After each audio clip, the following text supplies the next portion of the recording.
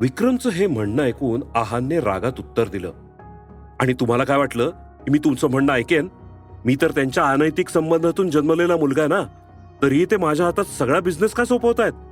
आणि जेव्हा माझी आई आजारी होती तेव्हा मी त्यांच्याकडे मदत मागायला गेलो होतो, तेव्हा तेव्हा तर हा माणूस मीटिंगमध्ये बिझी होता.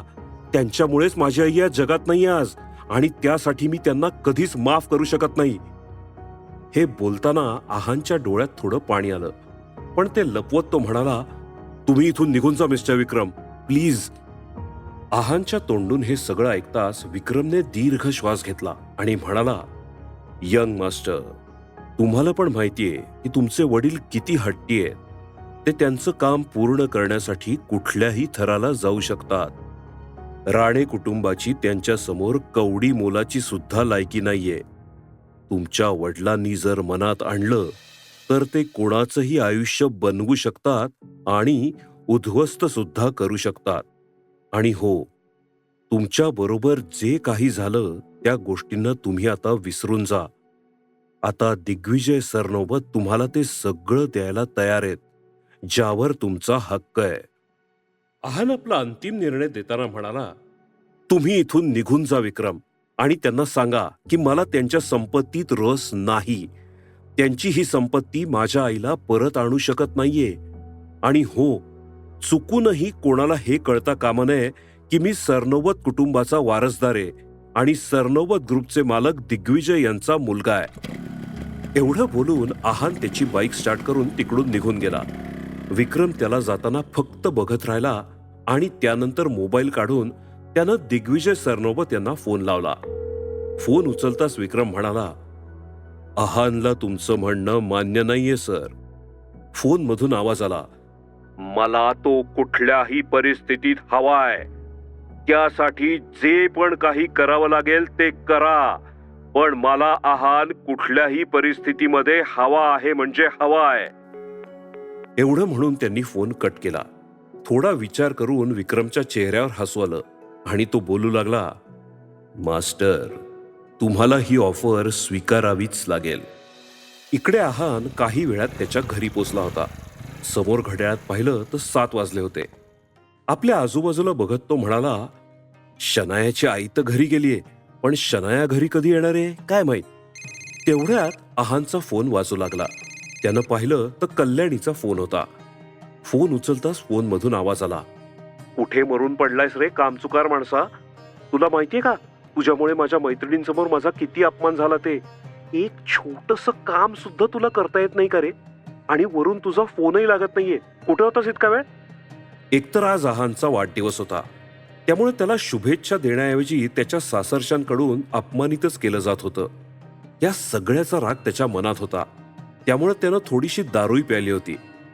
कल्याणीला थोड्या अडखळत्या आवाजात उत्तर देत तो म्हणाला, काकू, ऍक्च्युली शनायाला आणायला गेलो होतो, तिचा फोन. कल्याणी त्याला थांबवत म्हणाली, फोन दे तिला, तिचाही फोन कधीच लागत नाहीये.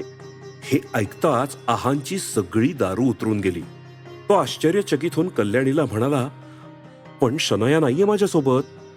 चकित होऊन कल्याणी म्हणाली, अरे पण तू आत्ता तर म्हणाला ना की तू तिला आणायला गेला होतास.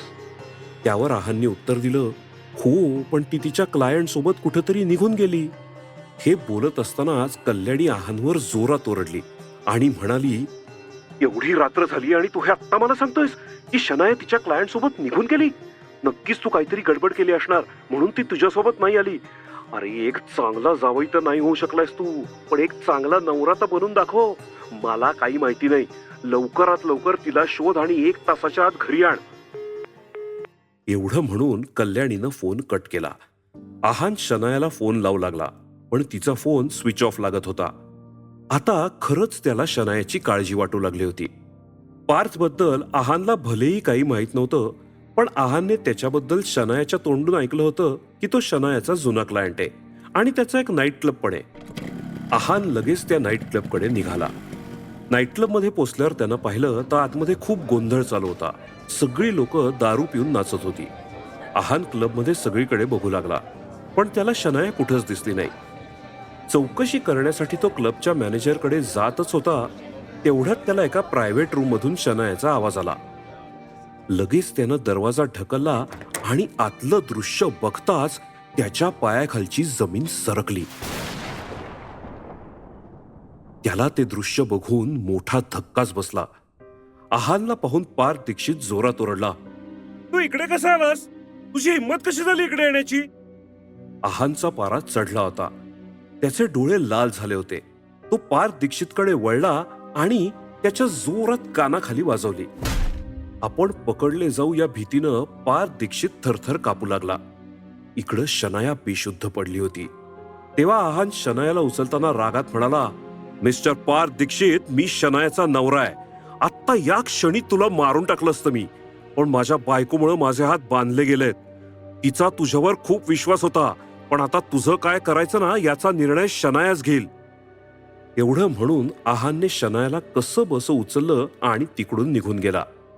पार्थ दीक्षित अजूनही त्याच्या गालावर हात ठेवून आहानला जाताना बघत होता. घरी पोचल्यावर आहान शनायाला स्वतःच्या बेडजवळ घेऊन गेला आणि तिला झोपवलं. शनाया या सगळ्या प्रकारापासून अनभिज्ञ होती. ती गाढ झोपेत होती आणि याच वेळेस तिचा निरागस चेहरा बघून आहानला तिच्यावर खूप प्रेम येत होतं. तिचा चेहरा बघून आहान स्वतःशीच बोलू लागला, मला माहितीये आपलं एकत्र राहणं तुला आवडत नाही, पण आज रात्री तुला माझ्याच खोलीत झोपावं लागेल, कारण या अवस्थेत मी तुला अजिबात एकटं सोडू शकत नाही. तेवढ्यात शनायाला जाग आली. स्वतःला आहानच्या बेडवर झोपलेलं बघून ती रागात ओरडली, तुझी हिंमत कशी झाली रे माझ्यासोबत झोपण्याची? मी इकडे कशी आले? शनायाच्या तोंडून हे ऐकताच आहानला धक्काच बसला. त्याला असं वाटलं होतं की आज शनाया त्याला थँक्स म्हणेल, कारण आहानने तिला वाचवलं होतं. पण झालं उलटच. आहानला शांत बघून शनायाचा पारा अजून चढला आणि ती म्हणाली, तुला माहितीये ना माझी खोली वेगळी येते, मग तुझ्या बेडवर मला का झोपवलंस? तुझी हिंमत कशी झाली हे करायची? आणि मुळात का केलंस तू असं हे? यावर आहानने उत्तर दिलं, शनाया माझं प्लीज ऐकून घे. तू रात्री नशेत होतीस आणि मी तुला बारमधून त्या पार्थ दीक्षितच्या तावडीतून वाचून इकडं आणलं. तुझी अशी अवस्था बघून मला तुला एकटं सोडावंसं वाटलं नाही, म्हणून. आता शनायाला काल रात्री काय झालं हे सगळं आठवू लागलं होतं. पार्थ दीक्षितनं तिच्या ड्रिंकमध्ये एक औषध मिसळलं होतं आणि त्यानंतर तिच्यावर जबरदस्ती करण्याचा प्रयत्न केला होता. आहान तिकडे येईपर्यंतचं शनायाला सगळं आठवत होतं. त्यानंतर मात्र ती बेशुद्ध पडली होती. हे सगळं आठवून शनाया शांत झाली. तिला स्वतःचाच राग येत होता, पण ती तो विषय टाळत आहानला म्हणाली, डाउनलोड करा पॉकेट FM आणि ऐका मालामाल खर्चाबाई.